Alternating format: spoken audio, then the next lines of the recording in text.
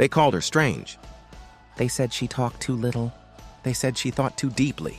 But when disaster came to the village, it was not the elders, not the warriors, not the wealthy men. It was a young African girl with strange wisdom who saved everyone.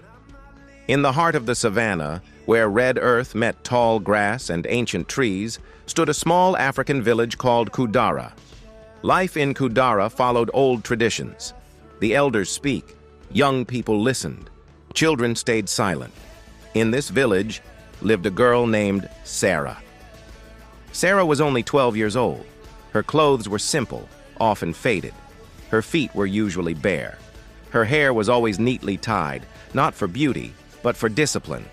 She lived with her father in a small mud house at the edge of the village. Her mother had died when she was very young. Because of this, people looked at Sarah with pity and sometimes with contempt. "She is just a poor man's child," they said. "She will grow into nothing," others whispered. But what made Sarah truly different was not her poverty. It was her silence. Sarah spoke very little, but she listened deeply. She listened to the wind as it passed through the trees. She listened to birds when they flew lower than usual. She listened to travelers who rested by the fire at night. Most importantly, she listened to elders when they thought no one was listening. She noticed things others ignored. She noticed how the river changed color before heavy rain. She noticed how ants moved their eggs to higher ground. She noticed how the moon stayed hidden longer than usual. Sarah did not call this wisdom. To her, it was simply paying attention. One evening, the elders gathered under the oldest tree in the village to discuss the coming farming season. Everyone was there. Sarah stood at a distance, listening quietly. Then something unusual happened. She stepped forward. "The river will rise this year," she said calmly. "Plant your crops farther from the water." Silence fell, then laughter.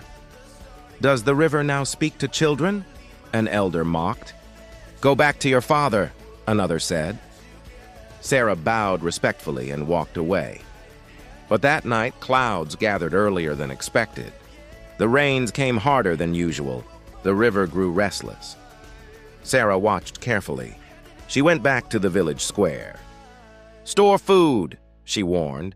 "Save seeds. Do not waste it." People grew angry. "Are you trying to scare us?" a man shouted. "Who taught you these things?" Sarah said nothing more. That night, she helped her father store grain in clay pots and move them to higher ground. Then it happened. The rain did not stop. The river overflowed. Farms were destroyed. Houses collapsed. Food was washed away. Hunger followed quickly. Fear gripped Kudara, and suddenly, people remembered the girl. The elders came to Sarah's hut. "How did you know?" they asked. Sarah replied gently, "Wisdom does not shout. It observes." She showed them where food was stored. She taught them how to ration it. She showed them higher ground to rebuild. The village survived. From that day, Sarah sat among the elders, not because she demanded it, but because wisdom had spoken through her actions. She remained humble. Wisdom is not found in age alone.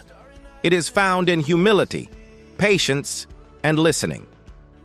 So next time a quiet voice speaks, listen. Never underestimate wisdom because of age, gender, or appearance.